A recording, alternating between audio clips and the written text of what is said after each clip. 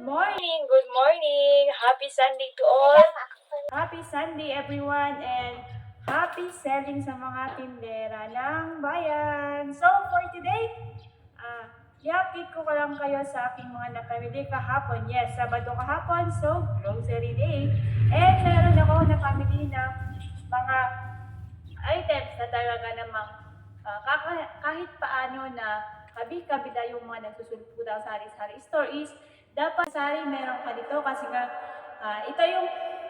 itong item sheet na to yung hahatak sa inyong mga customer para bumili sa inyong tindahan. So, kung gusto mo yung topic na to, tara, let's go. Umpisahan na natin yung ating pag-a-unbox ng mga items. Yes, ngayon nakabi-kabila yung mga sari-sari store. Merong sari-sari store sa iyong kaliwa, sa iyong kanan. Dapat kasari umisip tayo ng mga items na talaga namang pwede natin idagdag sa ating sari-sari store para nang kahit sa ganun is makabenta pa rin tayo and makahatak pa rin tayo ng mga customer. Natin ang ating pag-a-unbox ng ating mga napamili worth of 2,390 pesos. So yun.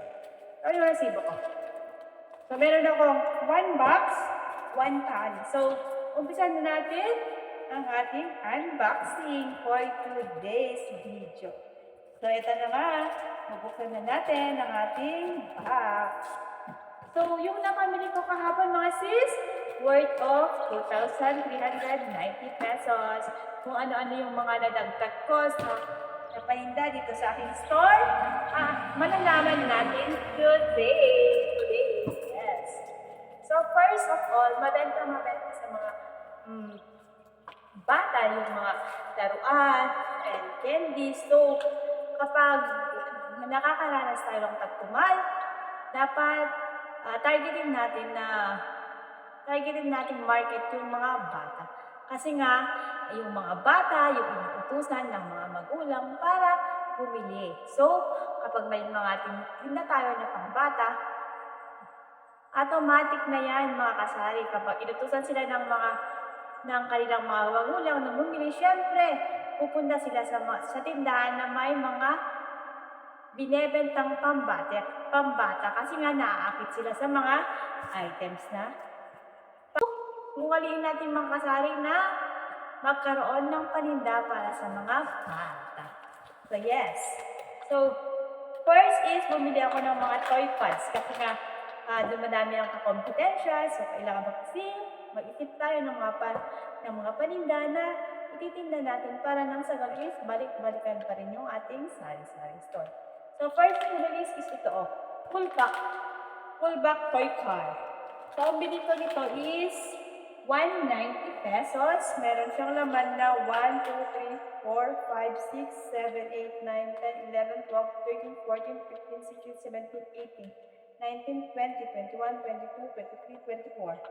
So meron siyang 34 pieces na laman. So 190 divided by 24, parang ang punan nito is 7.90. So, pwede natin itinda ng 10 pesos or 12 pesos. So, dito sa tindahan, ititinda ko to ng 12 pesos. Kapag 12 pesos siya, times 24, magiging 288 siya. First item, ating full back. 24 pieces siya and 190 yung puhunan. So, ibebenta ko to dito sa tindahan ng 12 pesos. Para nang sa ganun is, malaki-laki naman yung puhunan natin. Next item, meron tayong, dahil nga summer, kumuha ako ng mga ganito. Shades siya. Shades. 2 tiras, 2 pack. Pagkaiba lang yung design. So, ang puhunan nito, shades na to, shade pad, glasses is 90 pesos. 90 pesos per pack. So, 1, 2, 3, 4, 5, 6, 7, 8, 9, 10, 12 pieces. 12 pieces, 90 divided by 12 pieces, parang 750 yung puhunan, pwede natin siya itinda ng 10 pesos para mabilis for 12 pesos na rin. So, ang ating glasses. 2 pack yung kinuha ko, guys. Magkaiba lang yung list. Then, kumuha rin ako nito, iPen pad. So, ang punan ni iPen is, bago siya sa tindahan, 90 pesos. Meron siyang lamang 1, 2, 3, 4, 5, 6, 7, 8, 9, 10. 20 pieces. So, pwede natin siyang ibenta ng 10 pesos. Meron pa ako ditong si Scarlett na kasama. Say hi, Scarlett. Hi. Saan yung hi? Dito kasi Oh, hi daw guys, sabi ni Scarlett. Then next, itong si Pogs.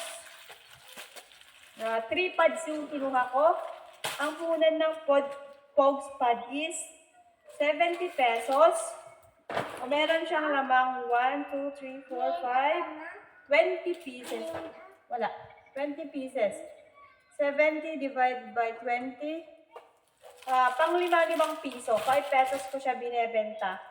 And kapag 5 pieces, 20 times 5, 100. Meron tayong tubo dito sa isang pack na 30 pesos. So, 3 pad yung kinuha kong Pogs. Next item tayo mga sis, is aking shake Choco Shot. Pang 5 piso yung benta ko.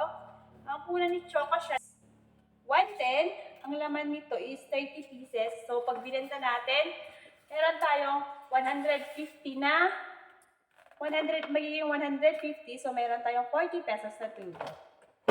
Then next, kuha din ako ng How-How. Si How-How ko is, ang punan ni How-How guys is 30 pesos. Meron siyang lamang 40 pieces. Binebenta ko sa tindahan, 4-5. Then next, kuha ko ng Snowbird.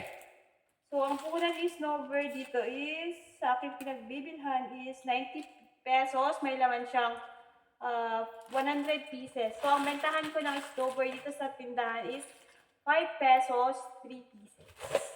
Kayo guys, magkano nyo binibenta si Snowbird sa inyong mga tindahan? Then next, bumili ako ng gumlet. Binibenta ko si gumlet, piso isa. Ang punan niya is 30 pesos. Meron siyang lamang 50 pieces. So, binibenta ko siya sa tindahan, piso isa. 1, 2, 5 packs yung kinuha ko. Kaya rin ako nito, tawas. So, ang bentahan ko ng tawas is 20 pesos.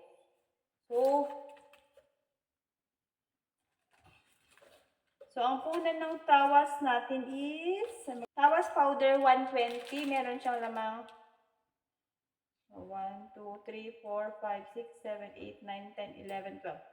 So, 12 pieces.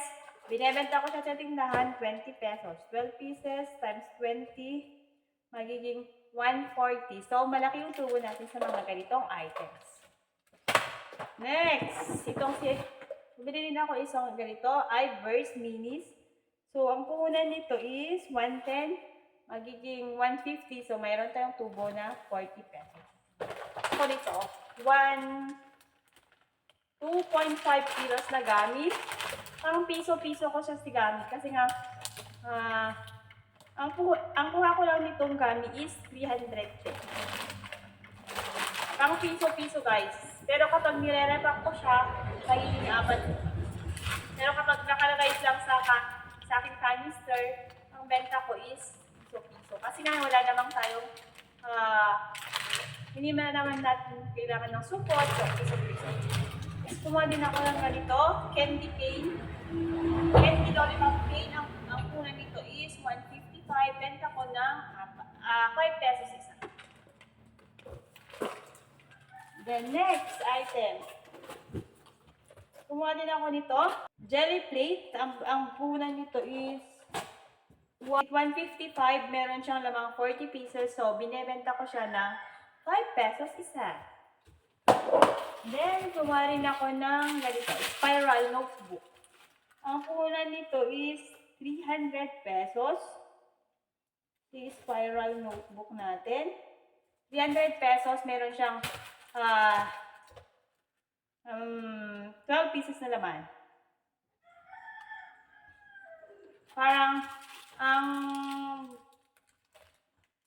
puhunan ng bawat isang notebook is 25 pesos. So, binebenta ko na siya sa tindahan ng 28 pesos. And, asahan natin mga kasari na